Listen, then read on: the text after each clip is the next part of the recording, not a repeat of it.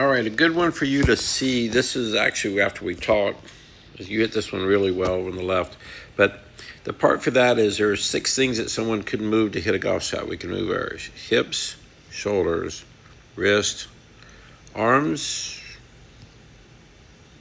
the ground forces, that's your legs, how you're pushing, and your core muscles. In your swing, when you first went back, you would just turn these 2 things away as much as you can, but not creating any resistance here from the ground. Therefore, you became top heavy and swinging with your hands and shoulders.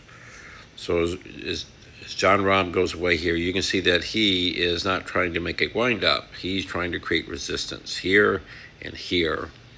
So he's got that wide feeling just to get more of a stretch. So you push too wide and you would lose the hip. So we can go as far as we go. And this one you did pretty good there. You'll see how your hips fight here. Now, where you feel this will be independent of anyone, but it'll be somewhere in this little bit of box. Okay, meaning first there's going to be some feeling of connection with your feet to the ground. There's going to be somewhere between your top of your knees or your thighs, somewhere in here. So those would be the 3 points of connection, and your core muscles. So those 3 things are you're going to feel some type of resistance like a spring. The upper body's freely moving. He's actually pretty relaxed up in his shoulders right here. You can tell his arms because they just kind of drop down. If he was in a stress point there, then the shoulders would open up. Since they don't open up, you'll see the first thing that moves is not his shoulders, but he'll push from the ground. So that pushing means that's where the force is coming from. This is in a relaxed state, meaning there's no force up here and the arms are relaxed.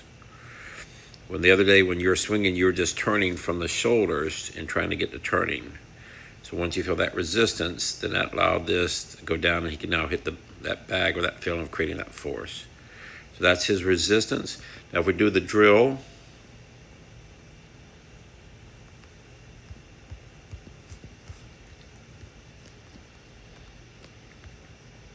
so here is me and Roy. So we're hitting the ball. So at this point right here, now we need to apply that energy correctly. So the bag, now the key in this drill is to feel that arm tucked here. As I go to the bag, I'm going to go down here and stop right here at impact. You can see that my arm is across my core. That's my lower feeling, right up in my, that means I'm here instead of out of my chest or my shoulders. I'm down lower. My right arm is the folding of which my arm and Roy's arm just bends and folds like we're throwing a ball.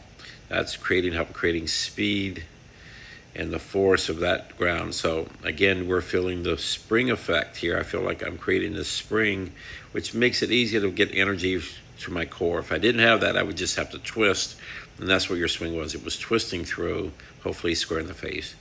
So this is hitting that bag with that force and feeling like I'm being powerful right there. And that you did pretty well. You see how you created all that force to there. There's the hit. And now you move well. You'll see all that lateral motion move to the arrow. See, that's moving great, which means you're moving. And from right there, this is when it becomes a slingshot. Now you turn the slingshot into a break really quick. So my analogy to your release, let's pull.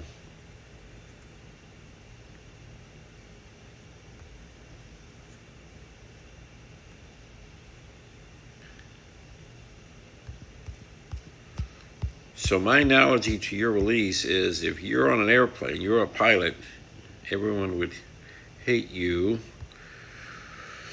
Because if we look at the release as a circle, we're swinging down this like a plane landing. Okay, we've made impact in there. That's a force of energy heading down.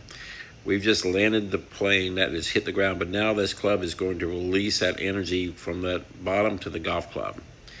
And the runway is simply a plane having room to release the energy at impact. It's decelerating, but this is releasing. Right there's a force of energy right there into the max in that golf club. And then we have to slow the plane down, meaning we got to let it keep going.